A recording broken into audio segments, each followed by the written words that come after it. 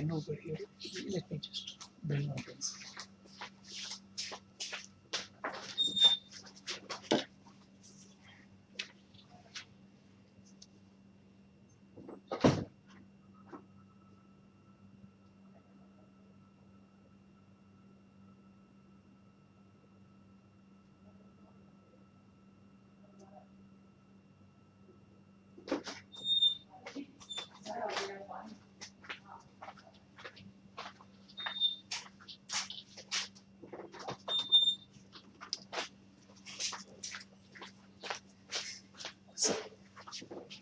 So we are live, sir.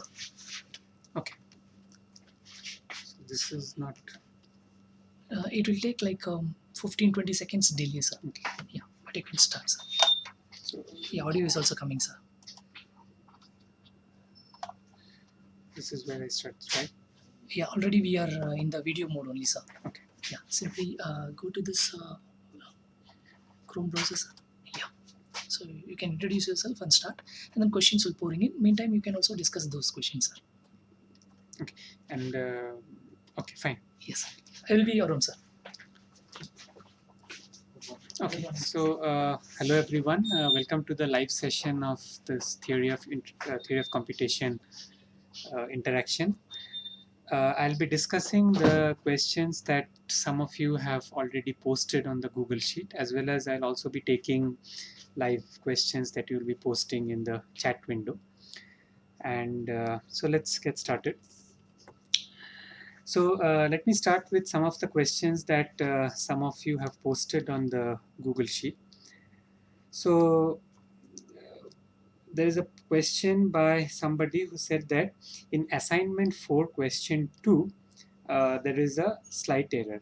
So I agree. So in question 2 of assignment 4, the solution that is being given is not quite correct.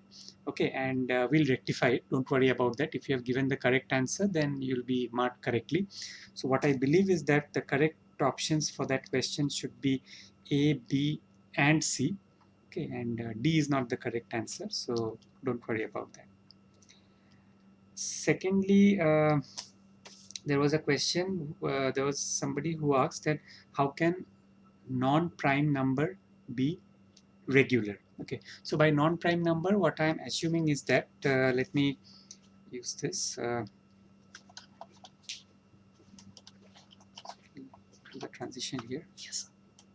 Right. This one. Yes, sir. Right. Okay, so if you look at the following language, L, which is 0 to the power p, such that p is a prime. So this is not regular, and the way we can prove this is not regular is by using the pumping lemma. So what we do is that given any number k, we can always choose a prime p which is greater than k, and well, let's say the prime p which is the smallest prime that is greater than or equal to k, and I choose my string to be 0 to the power k. Now for any partition of 0 to the power k into x, y, z such that x, y is at most p and the length of y is greater than 0, what we can argue is that I can suitably pump up the length of y in such a way, depending on the length of x and the length of y, such that x, y to the power I, z will not be a prime number. Okay, and this pumping up is basically done using, as I said, the length of x and y. So this is essentially the way to prove that this language is not regular. Okay, so I'll just write here that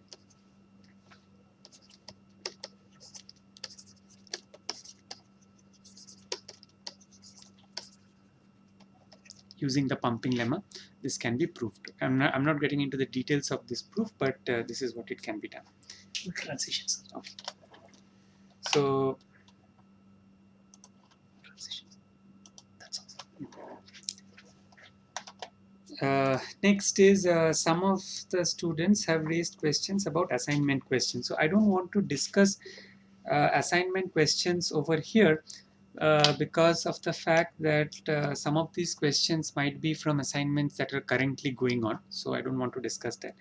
And secondly, if there are any questions from past assignment, we have already given the solution for it. But if it's a past assignment, nevertheless, I'll try to go over it. Yeah. So there are, I think, a couple of students who had raised question about question 2 of assignment 4. I have already answered that.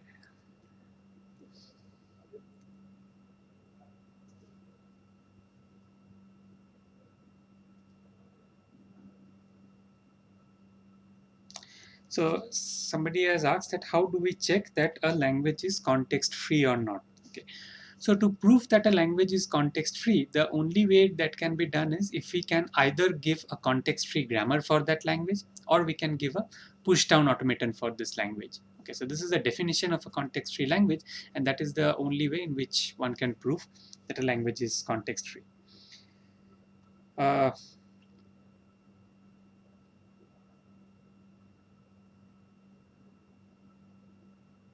Okay, so the next question is I'll just write down the question. Somebody has asked whether this is a context free language. So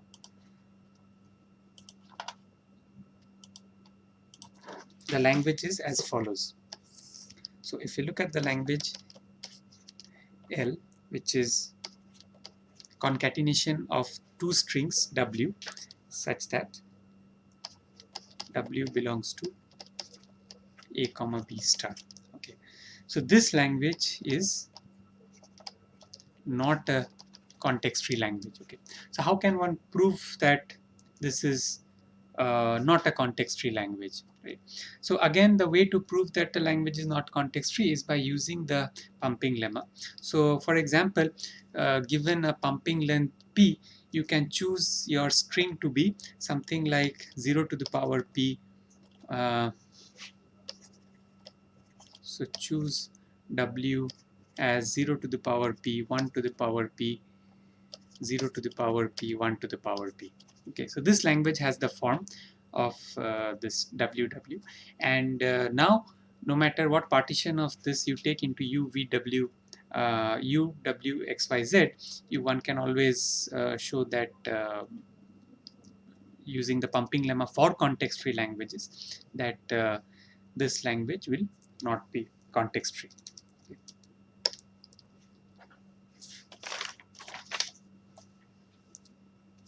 Okay, now I'll come back to the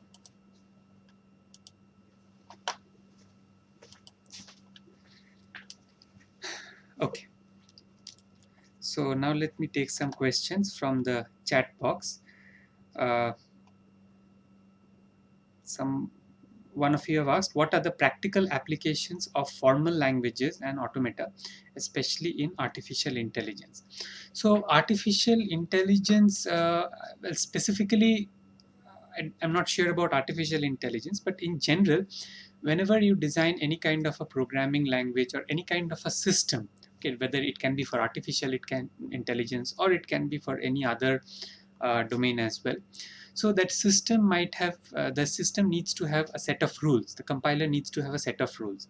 So automata theory and the theory of formal languages allows us to design a set of rules which helps us in checking whether the compiler or the system is syntactically correct or not, and there are many other checks that needs to be done in that system. Okay, so in designing a compiler and designing system, usually we have applications of regular expressions, of context-free grammars, and so on. Okay, so I don't want to get too much into the details of those applications because that is slightly out of the scope of this course. In this course, we only focus on understanding the different types of languages, such as regular languages, context-free languages, what kind of properties they have. The application part of it is slightly out of the scope of this course, and I'll not get into it.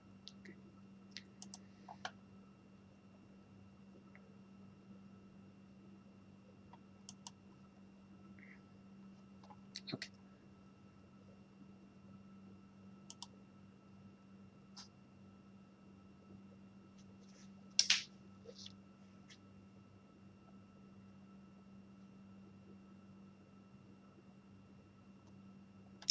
So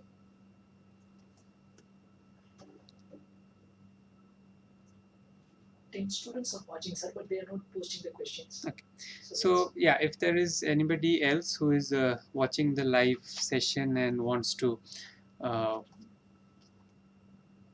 post some question, or if you want to ask something related to the course, you can feel free to ask. I'll be here for the next 45 minutes, 50 minutes, and I can answer your question. Okay.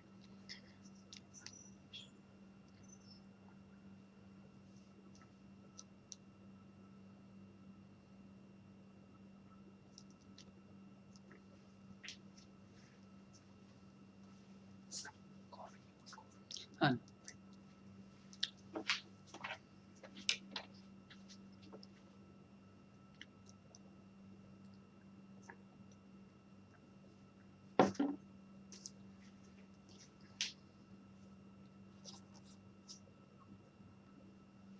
One question came, sir.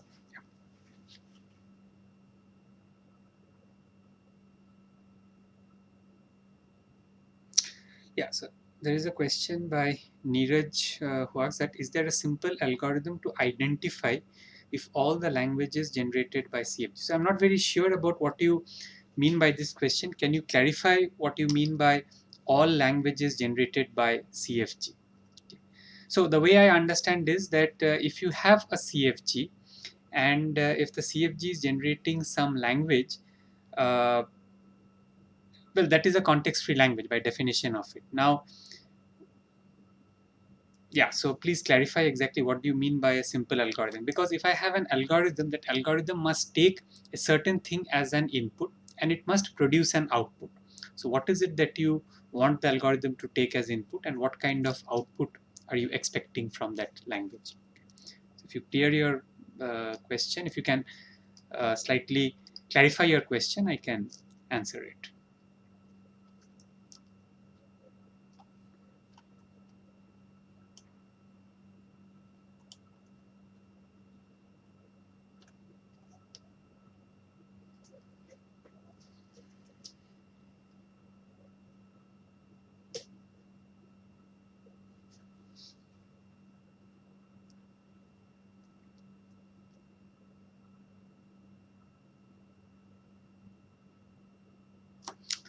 Assignment 3, question 4.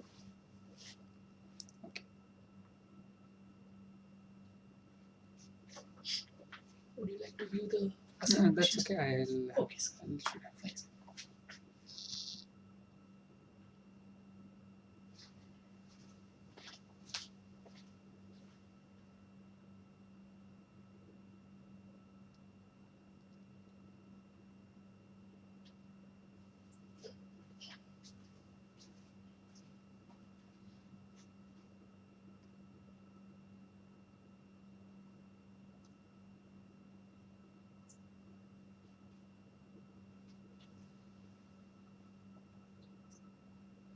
Okay, so student asked a question about question 4 in assignment 3.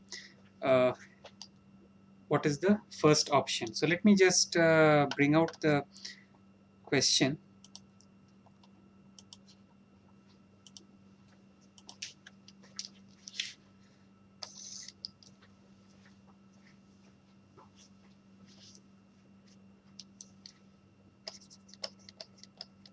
So assignment 3, question 4.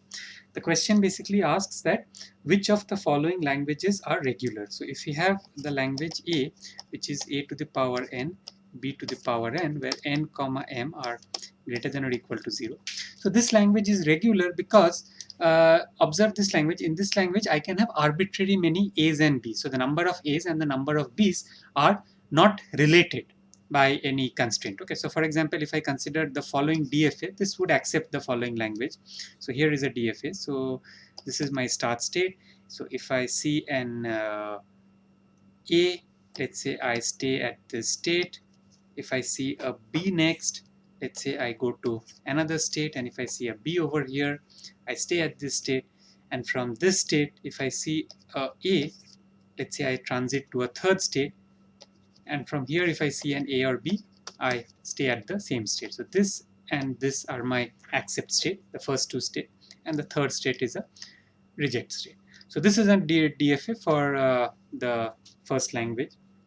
Similarly, if I look at the language B and the language C, observe that in B and C, although I have N and M, but N and M are actually related to each other. In other words, the number of A's must be greater than the number of P's. Okay, and we can't actually design any finite automata for such a language, and hence it's not a regular language. Again, as I said, that one can use the Pumpinglemma to prove that B is not regular. Okay, so B and C are not regular because again in both, observe that in both B and C, the number of A's and the number of B's are related.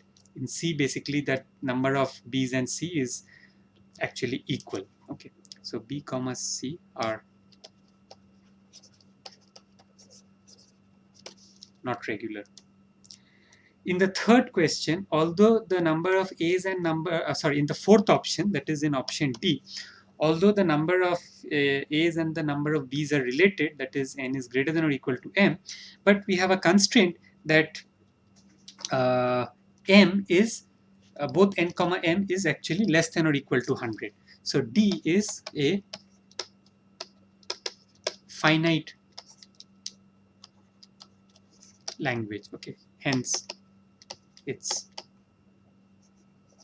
regular. So any finite language, you can always have a finite automaton for a finite language, hence it is always regular. Okay. So I hope that answers your question.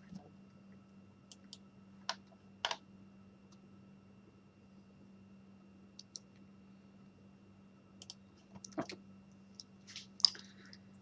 Now, so assignment 3, questions 4. Okay, so somebody has asked me to clarify question 2 as well in assignment 3. So let me look at question 2.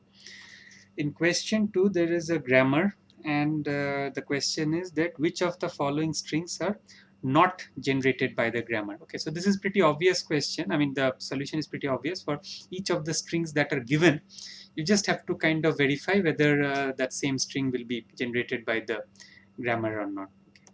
So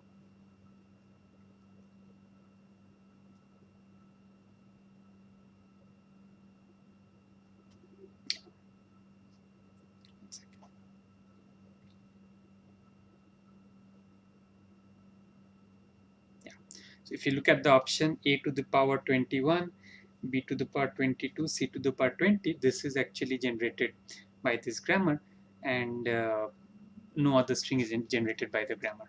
Okay.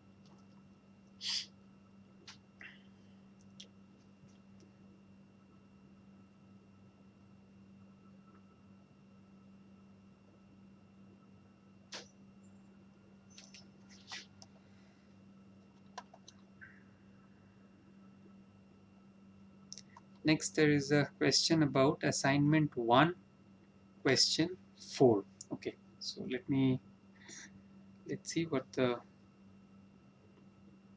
question is.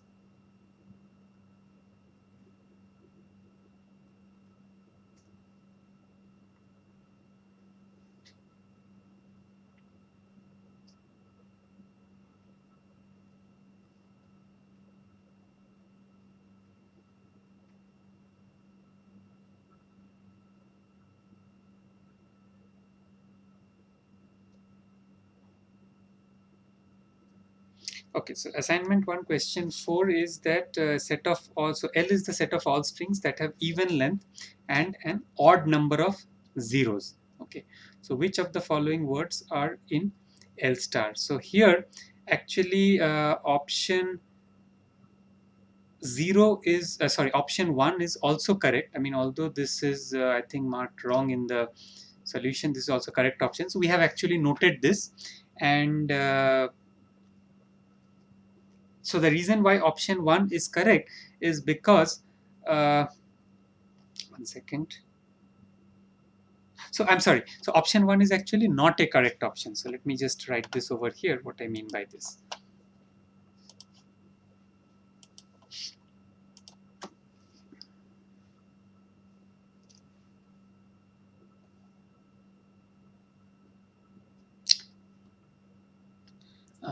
please. How do I pull To go this to the down? next page, sir. Yeah.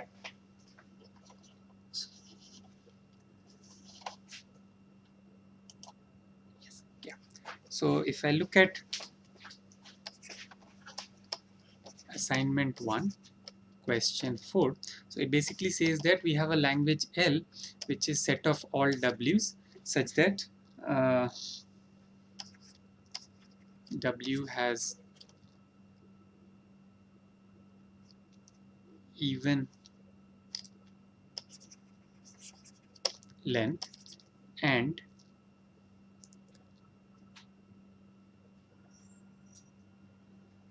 the number of zeros in W is odd.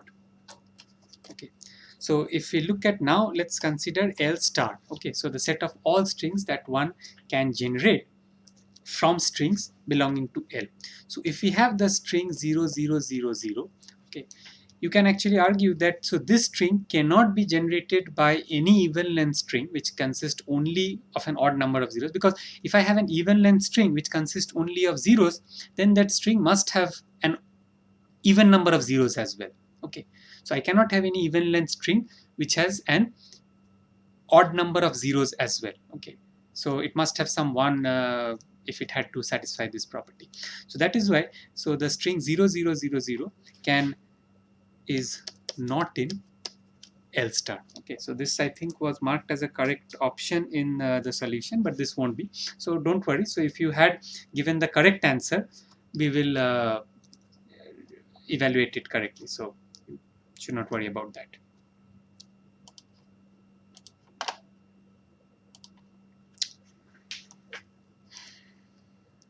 Okay, so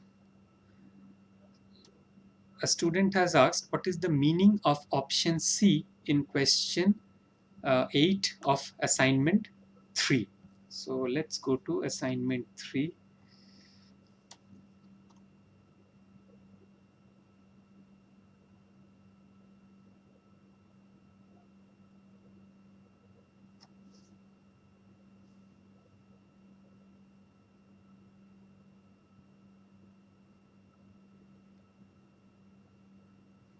So option C essentially means that, so here we are given two operations. There is a shuffle operation which takes two languages A and B, and it basically defines what the language shuffle of A comma B is.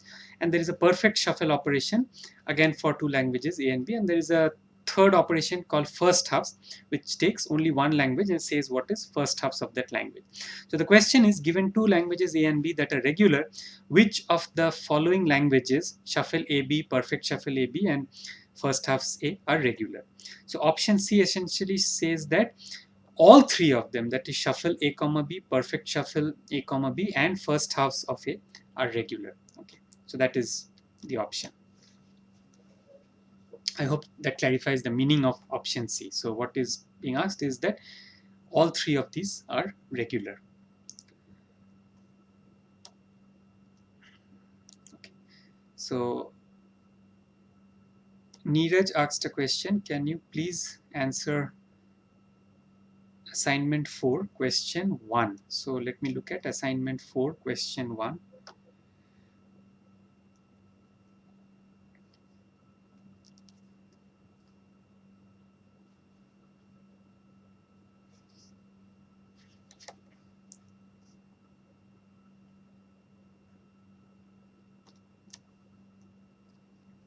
Okay, what is the language of the following grammar? So S goes to AB, BA, or B, A goes to AAA, AAB, BA, and so on. And the question is that, and we also have some rules for B, and the question is that what is essentially the language of this grammar? So the correct option is that it is set of all strings which are not of the form x comma x. Okay, so basically which are kind of the complement of the language that I discussed earlier. Okay, so let me write this down. What is the language of this grammar?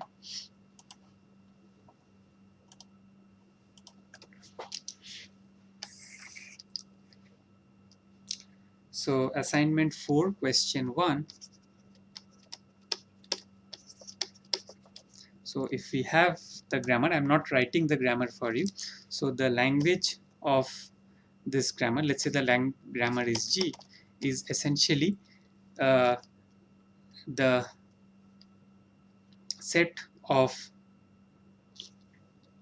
all strings W such that W is not of the form XX for some X belonging to A comma B star. Okay. So the way this grammar works essentially is that the idea of this grammar is to kind of look at, so given any string, I want to kind of divide the string into two parts such that in the first part there is a position where I have an A, and in the second part at the same position I have a B. Okay. Or in the first part there is a position where I have a B, and in the same position at the second part I have an A. So this is the idea. So I want to design a grammar which will kind of help me to achieve this. Okay. And now I want to recursively again do the same thing for the other parts as well. Okay. So that is essentially what this grammar is doing. So it is either of the form AB or BA, where A and B are essentially achieving these properties. So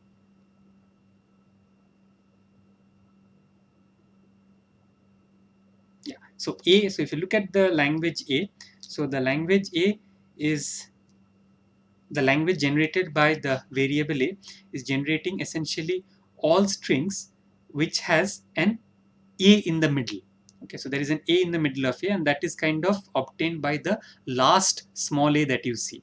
So I'll have A small a, capital A, small a, or small a, capital A, small b, small b, capital A, small a, or small b, capital A, small b. So basically, at the beginning or at the end, I can either have an A or a B, and I can keep on building it. But at the middle, I will always have an A. Similarly, the variable capital B does the same thing, but I'll have a small b in the middle. Now, I just look at a concatenation of these two. So basically, no matter what A or B generates, the the middle portion uh, is always different. Okay, so it must be the case that AB or BA will have the same property as L of G, and of course, if they are even length string, if the string that is generated is even length, then I have the rule S going to capital A or S going to capital B. It will generate all all odd length strings. I'm sorry, where I have either an A or a B at the middle.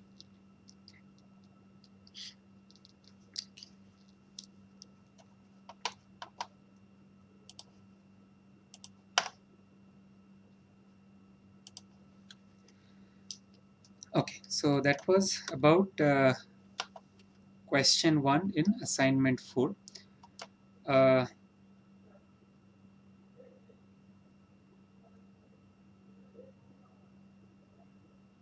Abhilash asked a question about questions 2, 4 in assignment 3. So let me look at questions 2, 4 in assignment 3.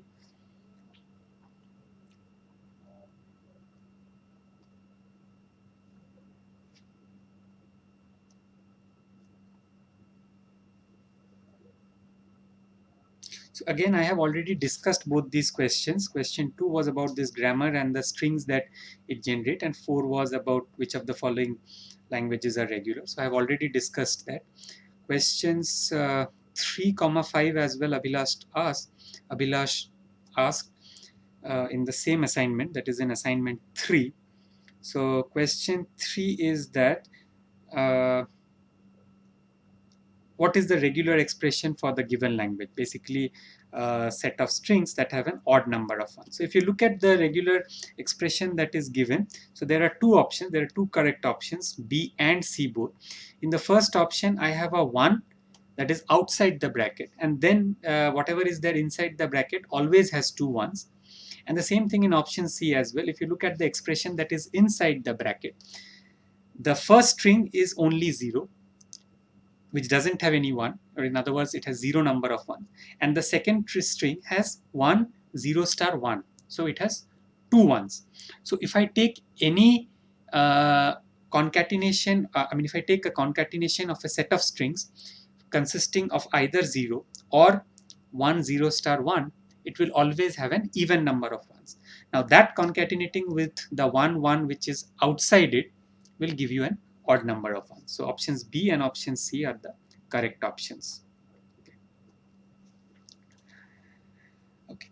Umarani asked a question about question 9 of assignment 3.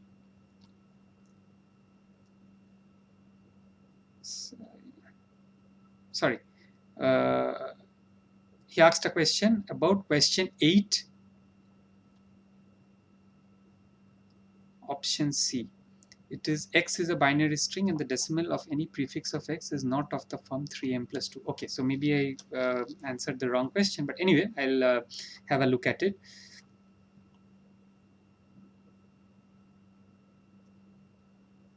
Okay, maybe there might be a problem in the numbering of the questions. So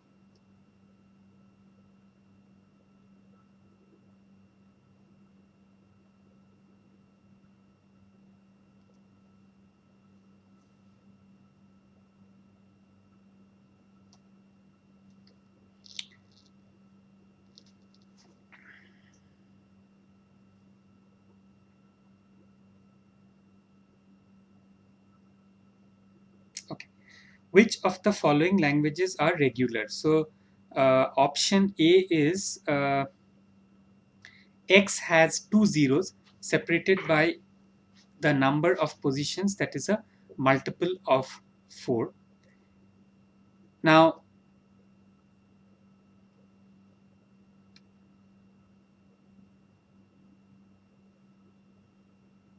this is a regular language because essentially this is all languages which have two zeros, one at the beginning, one at the end, and in the middle there are 4k number of some symbols. Okay, so I can design an automata which can always check this for me.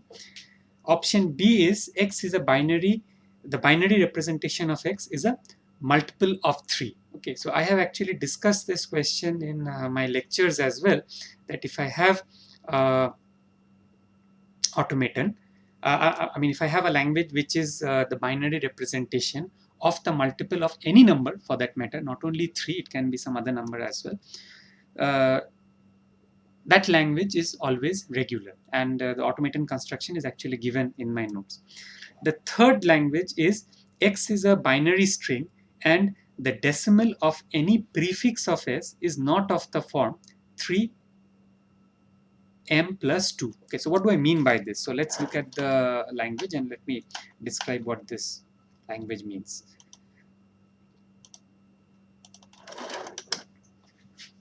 So we have this language C.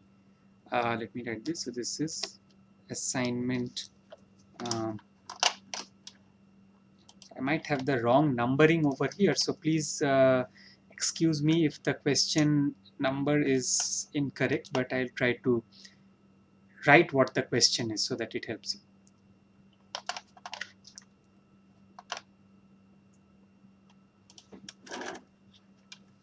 Okay. So assignment 3, question 8, the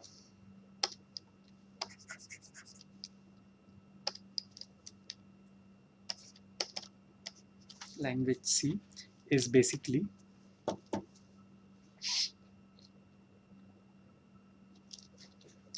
set of all strings x such that x is the binary representation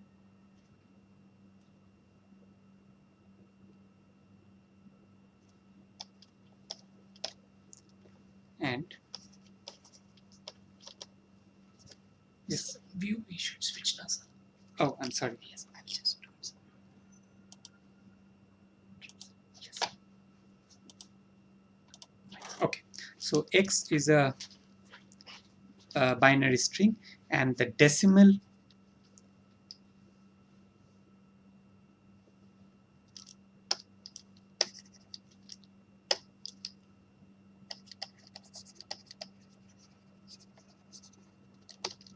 representation of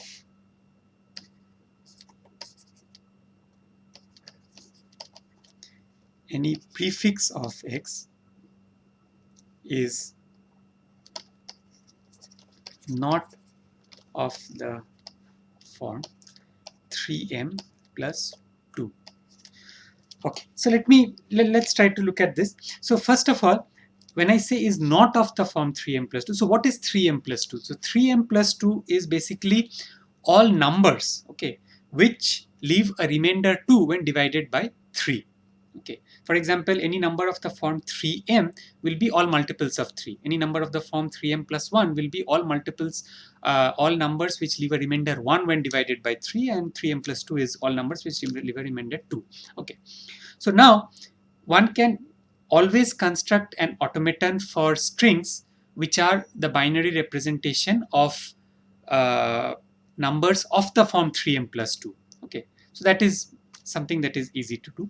So therefore its complement, that is set of numbers which is not of the form 3m plus 2, can also be done. Basically it will be all multiples of 3, that is set of numbers which are of the form 3m, and all numbers which leave a remainder 1, that is set of numbers of the form 3m plus 1. Okay, so all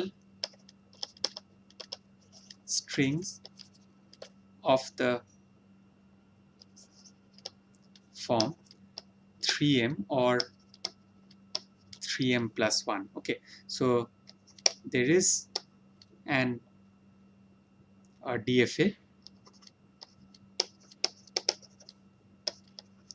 for all strings of the form 3m comma 3m plus 1. Now this language is asking something little more than that. I want to look at all strings who has a prefix of strings of this form. Okay, so essentially what you have to do is that you kind of read a string, and the moment you find, so you start reading a string. Okay, let's say I want to create an NFA for this.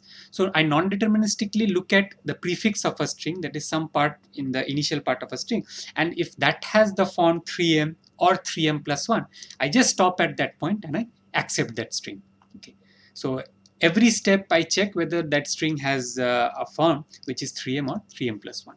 Okay, so that is essentially an automaton for the language C over here. Okay, so I hope that answers your question.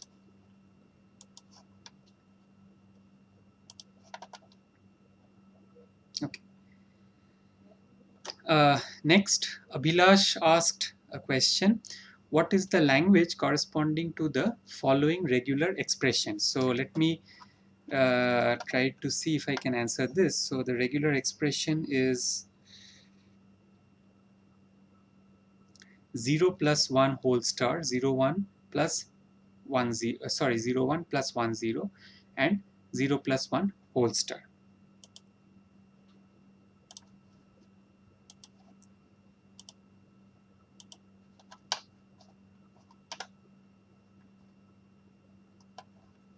So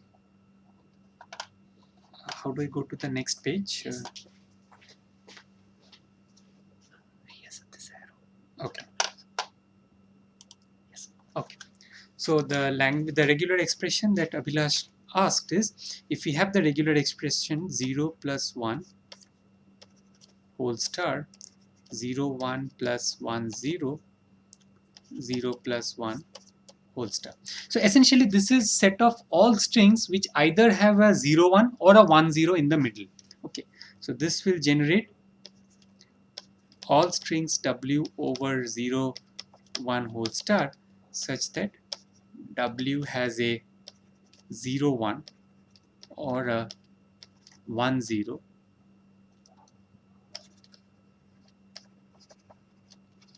somewhere in it. Okay, or there is actually there are many ways to describe the same language. I can also describe the same language as the set of all strings w such that w has at least one, sorry,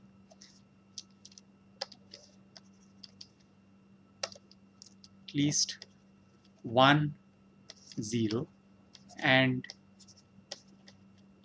at least 1 1, because if a string has at least 1 0 and at least 1 1, there has to be a transition point somewhere in between the string. Okay, so somewhere in between I have to go from a 0 to a 1, or I have to go from a 1 to a 0. Okay, and I can always write down such strings using the regular expression 0 plus 1 whole star, 0 1 plus 1 0, and 0 plus 1 whole star.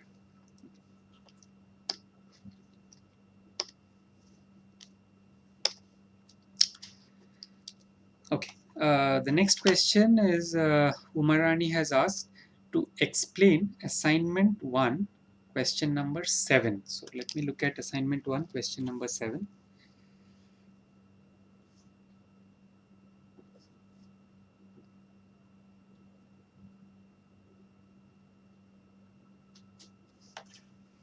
Okay. So the question is, if I have a language which has an odd number of ones, L1, and if I have a language L2 where W ends with a 0, which of the strings are in L1 union L2? So which string has either an odd number of ones or it ends with a 0?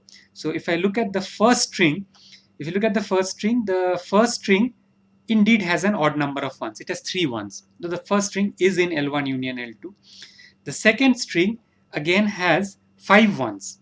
So the second string is also in L1 union L2 because it has an odd number of ones. The third string has 6 ones. Okay, so it has an even number of ones, and it also does not end with a 0 because the last bit is a 1. So the third string does not belong to L1 union L2, and the last string again has an even number of ones and it does not end with a 0. So the last string also does not belong. So the correct answers would be A and B for question 7. Question 7, assignment number 1. Okay, so that is, I think I have addressed all the questions that have been posted on the forum so far. So if the viewers have any more questions, you can feel free to post them. I'm here for another 20 minutes.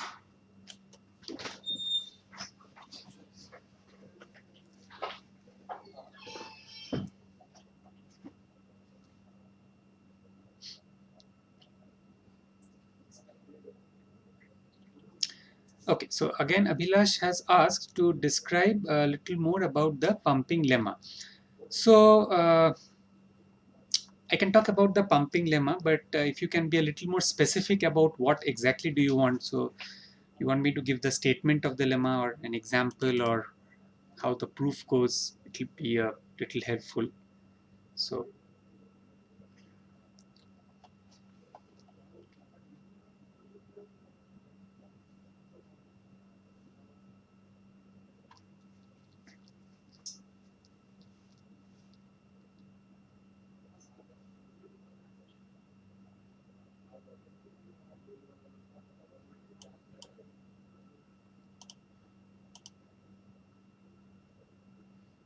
okay, so before getting into the pumping lemma question, let me answer another question, that what is the meaning of at most and at least in assignment 1, question number 9. So in question 9, W has at least 4 A's. So at least means that the number of A's is 4 or more than that. Okay, so 4, 5, 6, anything that is 4 or more than that is in L1, and in L2 it says that at most 2 A's. Okay, so I can have either 0 or 1 or 2. Okay, so essentially if I look at L1 intersection L2, it does not have anything. Okay, because the number of, if I take L1 and L2, so L1 must have at least 4 and L2 can have uh, at most 2. So their intersection is always the empty language. Okay, so the first option is the correct option in question 9 of assignment 1. Okay. Okay, so let me get to the proof of the pumping lemma. That's what I think Abhilash meant to ask.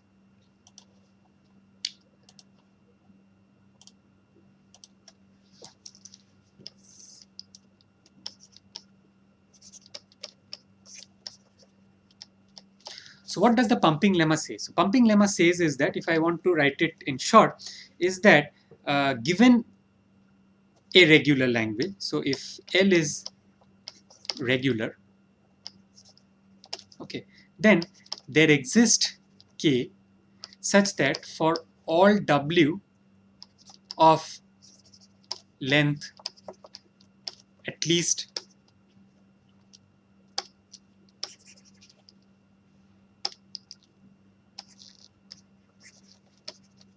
for all W of length at least K, there exists a partition W equal to XYZ such that XY is at most P and Y is greater than 0, the length of XY and the length of Y. And for all I, X, Y to the power I, Z will belong to the language. So essentially what this says is that if I have any regular language, it will have this property. So the proof is actually through the DFA of such a language. So if a language is regular, we know that the language will always have a DFA. So take any DFA of this language. Okay, so let's say here is a DFA D.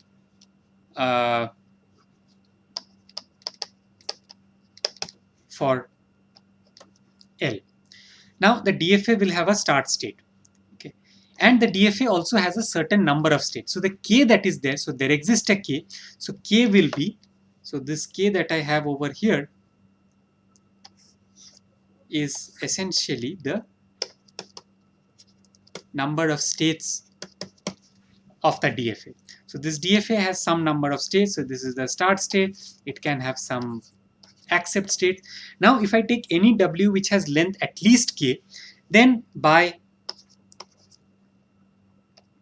pigeonhole principle,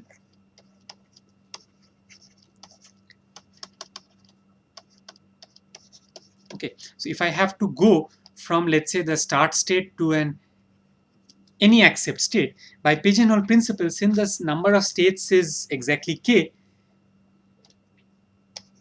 there exists a state in D which will get repeated. So there is some position over here such that there is a state where I repeat it and I come back to that same state. So there is some state which looks like this over here. So essentially now I will choose my XYZ as follows. So X will be the portion of the string from the start state to this state which is getting repeated. Y is the portion of the string from the state which is getting repeated to itself. Okay, so essentially this portion over here. So this was X, this portion is Y, and Z is the remaining. Okay, so Z is whatever is left in the end. Now observe that if I look at the string X, Y to the power I, Z, no matter what I take, for all I greater than or equal to 0, essentially this string will essentially be looping this Y part an I number of times. Okay, so finally when I take X, Y to the power I followed by Z over here, I will always end up at the same accept state. So this is the reason why X, Y to the power I, Z is in L. And the reason why I can choose such a thing, so I can choose an XY which is less than P and I can choose Y to be greater than 0, is because XY is less than P, because I always choose the first state which is getting repeated. So if I choose the first state that is getting repeated, the length of XY is at most P. And if I choose, sorry, I used a K over here, so maybe I should have kept this. I'll just change this. So this should have been P over here. So if I choose XY to be as follows, so if I choose this first part to be XY to be of length at most P by choosing the first state that is getting repeated, and Y has length greater than 0 because there is some non-trivial circle over here. Therefore, I have the guarantee that such an XYZ will always exist.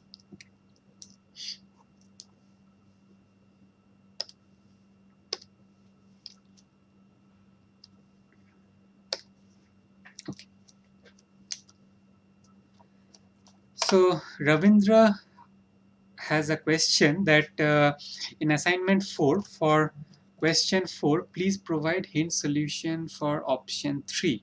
Complement of a to the power n, b to the power n is CFL.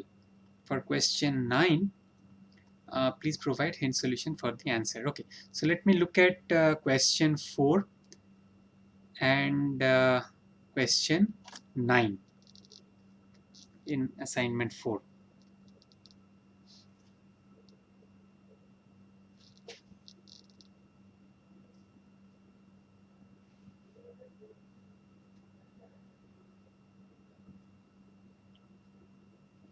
Okay, so question 4, option C. Why is L complement a CFL? So here, actually, if you look at this language,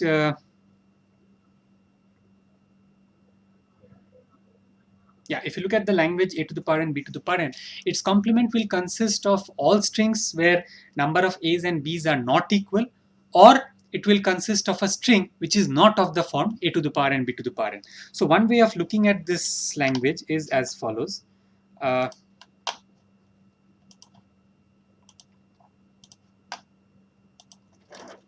if I look at the language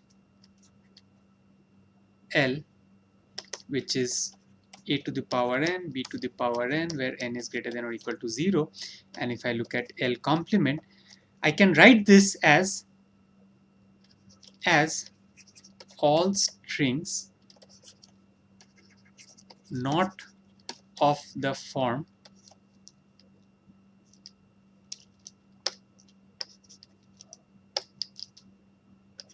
a to the power n comma b to the power n, okay, union with all strings a to the power n, b to the power m, where n is not equal to m.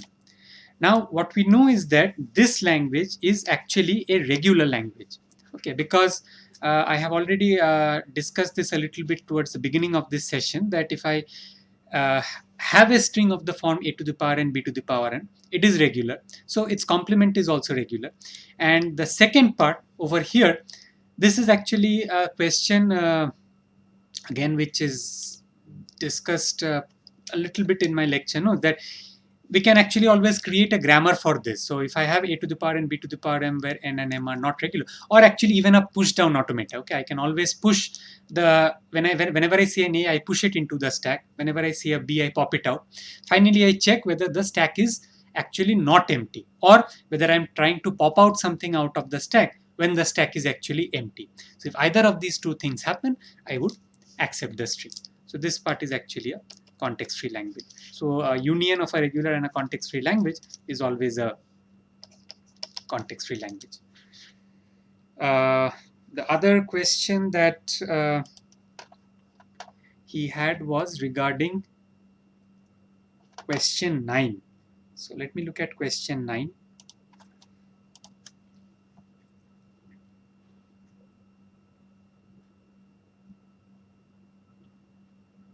Which of the following are context-free languages? So I have A, which is x1, x2 up to xk separated by the dollar sign, and each of these xi's are strings such that some xi is the reverse of some xj. Okay, now this can actually be done by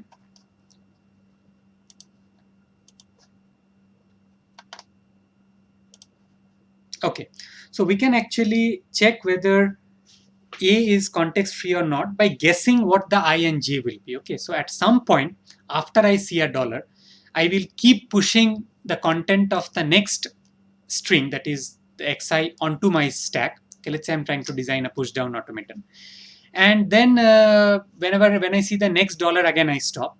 Then again, non-deterministically before xj, when I see a dollar sign, I will keep popping out symbols from the stack and verify whether xi was equal to xj reverse. And if that happens, then I would accept the string. Okay, so basically this xi and xj are chosen non-deterministically. For the second language B,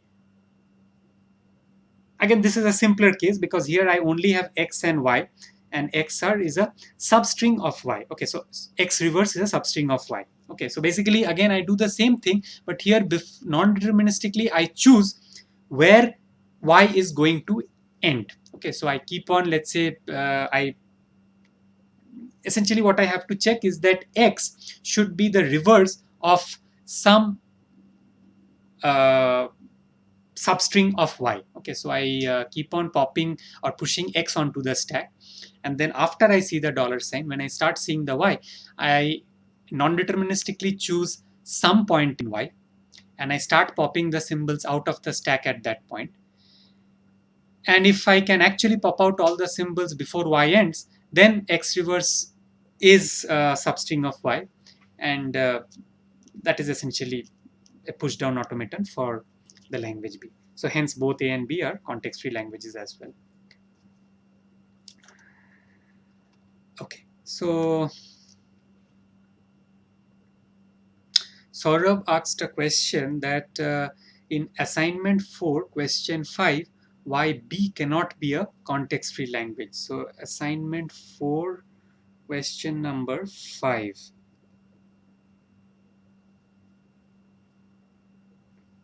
So the reason why B cannot be a context-free language is because, see, it is very similar to the question that I just discussed, that I have X and W separated by a dollar, and here W is a substring of X.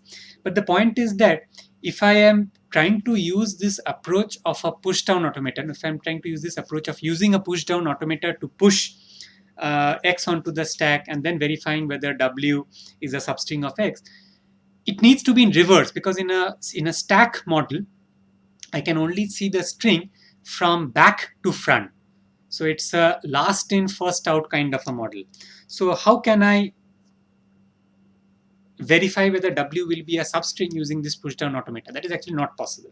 And one can actually go further and even prove that this is not a context-free language by using the pumping lemma. So in a pumping lemma, you choose, given any pumping length, you choose a string that belongs to B in some manner. For example, you can in fact choose a string of the form 0 to the power 1. It's a string, yeah, it's a sigma star. So let's say sigma is 0, 1. So you can actually choose a string 0 to the power P, 1 to the power P, dollar 0 to the power P, 1 to the power P.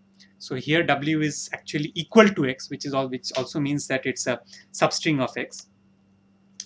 And by using the same proof, one can prove that it is not a context-free language. Okay. Viral has a question: WW, where W in sigma star is CFL or not? Yeah, so I just answered that same question, that you can use the pumping lemma to prove that this is not context-free.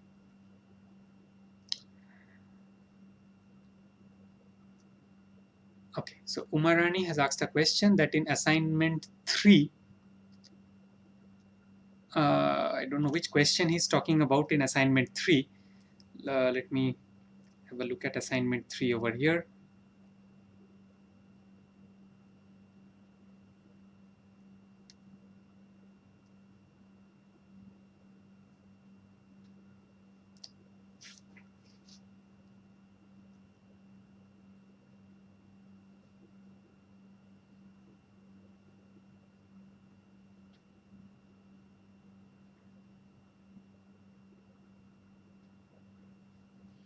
Yeah, I mean, if you could clarify which question in assignment 3 you are not sure about, I can answer your question.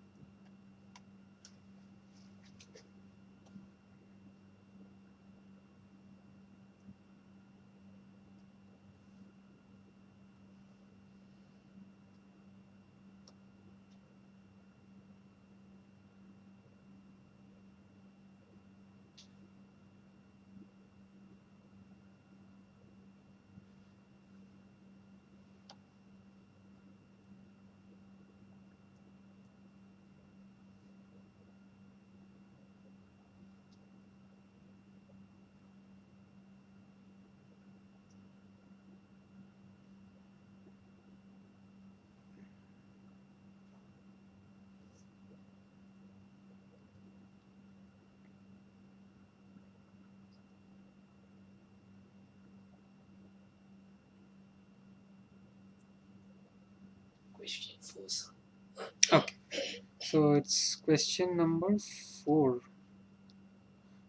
But 4 is it's a different. I think there might be a problem in the numbering because 4 is a different question. It is not related to what you're asking.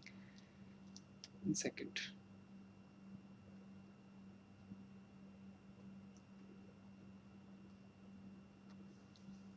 So can I access the NPTEL page of Yes, this sure. course? I will open it in an incognito window, sir, so that logins won't get affected, sir.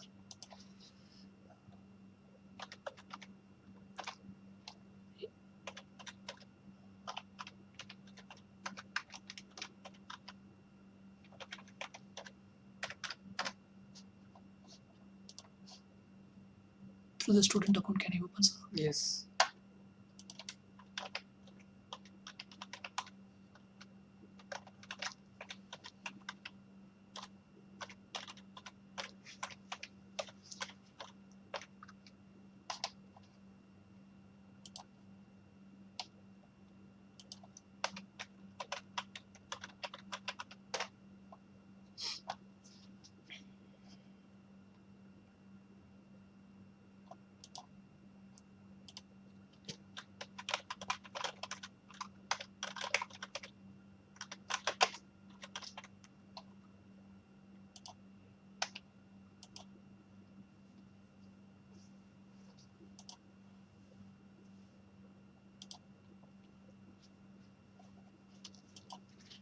Okay. Thank you. Yes.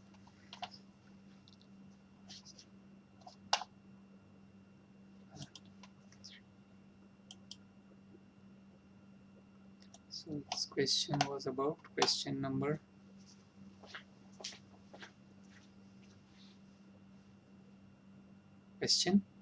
4, is it?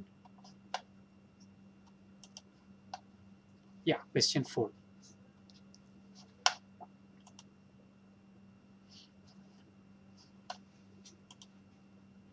Okay, yeah, sorry about that. Actually, there was a mismatch in the numbering of the questions that I had and the one that was in the assignment.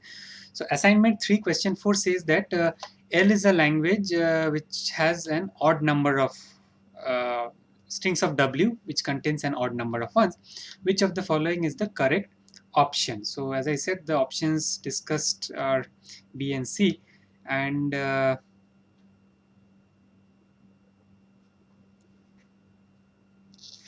okay, so I think your question is that, 1 second. First option is correct as well. So let me look at the question.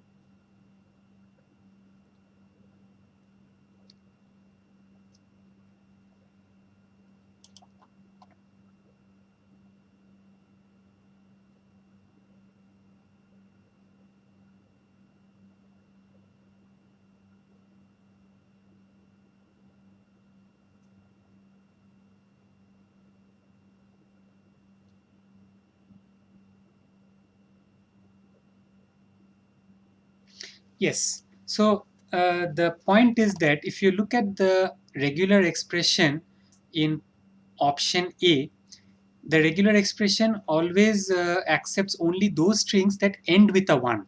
So if you have the string 1110, it has an odd number of ones, but it ends with a 0 as well.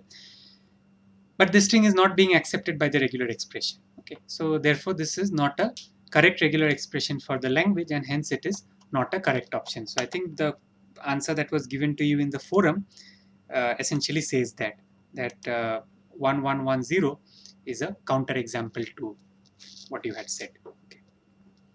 So I hope that answers your question. So then the next is Saurabh has asked a question that if L is regular, then why L star becomes regular? So this is again through constructions. If you look at my lecture, if you look at the lecture videos, the proof where I say that if L and L1 and L2 are regular, how come L1 union L2, L1 dot L2, and L star, L1 star are regular? How we can prove that? So we can take an NFA and we can design NFAs for these languages by suitable construction. The next question is consider the languages L1 which is phi, L2 which only has a what represents L1, L2 star union L1 star. Okay, so if I have L1 which is phi and L2 which is A, let's look at.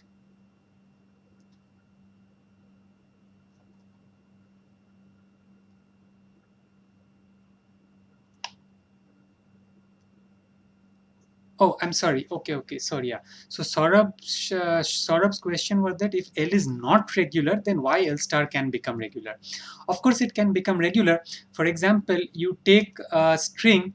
For example, let me give you an example of how L star can become regular even if L is not regular.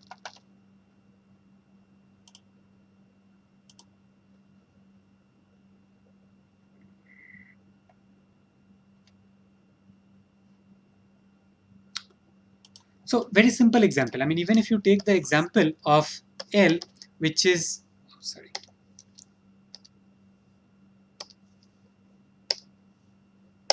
Okay, even if you take the canonical non-regular language 0 to the power n, 1 to the power n, where n is greater than or equal to 0, we know that this language is not regular. In particular, this language also contains the strings or let me just change this question a little bit and let me look at the complement of this language. Let's say I look at the complement of this language, that is 0 to the all languages, strings of all languages which are not of the form 0 to the power n, 1 to the power n. So this will contain in particular the string 0 and 1. Okay. Now if I take the this language and if I take its whole star, this will actually be equal to sigma star, which we know is a regular language. Okay. So you can design. So this is just one way of designing a language such that the language itself is not regular, but its star is regular. There can be many ways of doing it. Okay. Okay.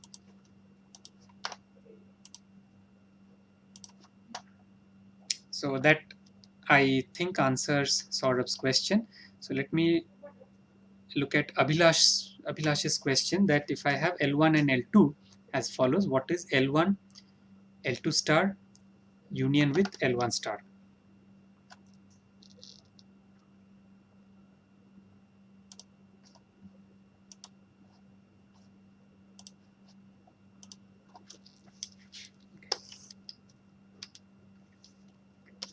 So I have L1 equals phi and I have L2 which only has A in it.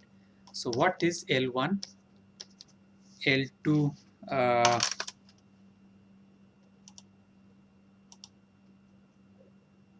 star union with L1 star?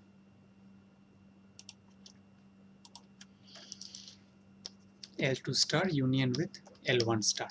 So here, since L1 is phi, L1 dot any language is always phi.